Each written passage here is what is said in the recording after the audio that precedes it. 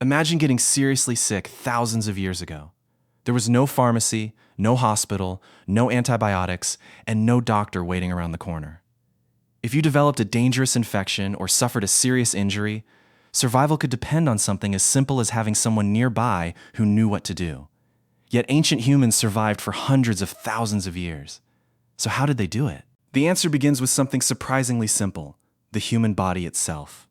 Many illnesses and injuries can improve because the body has its own defenses and repair systems.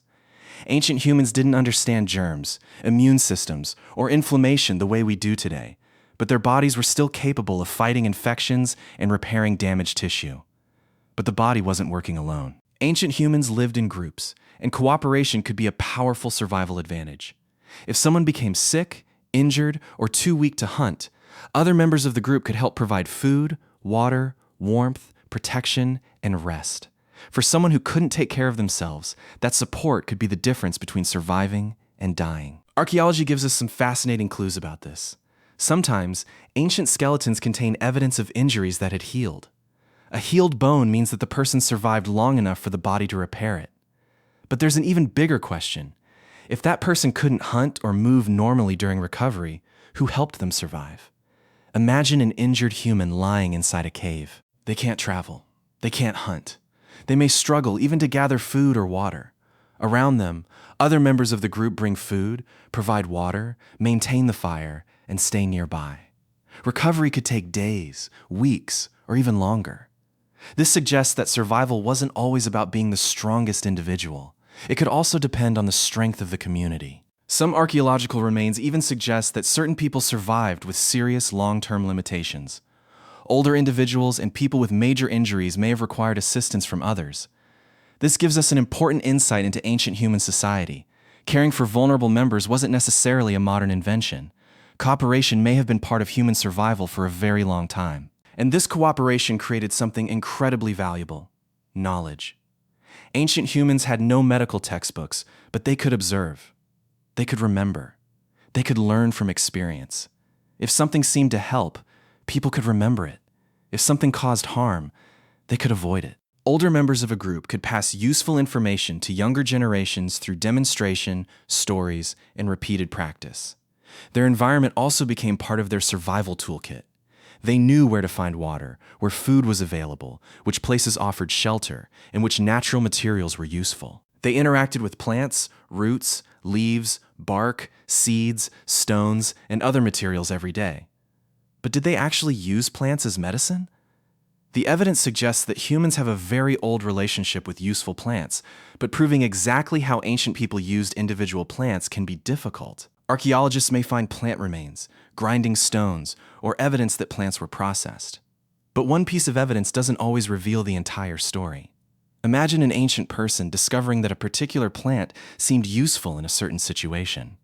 That observation could be remembered and eventually taught to someone else. Over generations, experiences could accumulate into traditional knowledge. Ancient experimentation would have looked nothing like a modern laboratory. There were no microscopes, clinical trials, or scientific journals. Instead, knowledge could develop through observation, experience, memory, and careful trial and error. But knowledge could also disappear. If a community moved, changed its traditions, or vanished entirely, information could be lost. That's one reason archaeologists have to be extremely careful when interpreting evidence from deep prehistory. A plant found at an archaeological site doesn't automatically prove that it was medicine.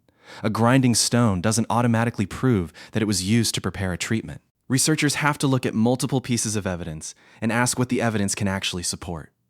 This is what makes the story so fascinating. Ancient humans may not have had medicine in the modern sense, but they had something that came first: knowledge. They learned from nature, remembered what happened, cared for one another, and passed lessons forward. And eventually, those small pieces of knowledge began forming a much larger story. Over countless generations, successful experiences could become part of a community's survival knowledge. Humans learned how to find resources, protect themselves, care for injured people, and adapt when something went wrong. Eventually, these traditions of observation and care became part of more organized healing practices. Medicine didn't suddenly appear one day. It developed gradually over an enormous span of human history. Think about the distance between a prehistoric camp and a modern hospital. The difference is almost unimaginable.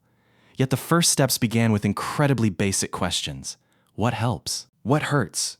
What keeps someone alive? A person who learned how to help an injured member of the group could pass that knowledge to another person. That person could improve it, adapt it, and pass it forward again. And there was another important healer available to ancient humans, the body itself. Rest, food, water, warmth, and protection could give the body time to recover from some illnesses and injuries. Ancient humans didn't understand the biological mechanisms behind healing, but they experienced the results. They weren't invincible. They faced infections, injuries, hunger, harsh weather, parasites, predators, and countless other dangers. Many people undoubtedly died from illnesses and injuries that would be treatable today. But humanity survived. Not because ancient humans had some secret cure for every disease. They survived through a combination of biological resilience, environmental knowledge, cooperation, caregiving, accumulated experience, and adaptation. And perhaps the most powerful part of the story is this. The person who was once cared for could later become the person who taught the next generation. That creates a remarkable cycle. Someone gets injured. Someone helps them. They recover. They remember what happened. They pass the knowledge forward. Another person learns. And slowly, across generations, human knowledge grows. So how did ancient humans survive sickness? Not because they had modern medicine, and certainly not because every illness had a secret cure. They survived through their body's natural ability to heal, careful observation of the world around them, accumulated knowledge, practical care, cooperation, and extraordinary resilience. Over thousands of generations, those small pieces of knowledge helped humanity move from simply surviving illness toward understanding it. And in a strange way, every hospital, every doctor, and every medicine cabinet we have today began with the same basic human instinct. When someone was suffering, another person tried to help. If you enjoyed this journey into human history, follow for more.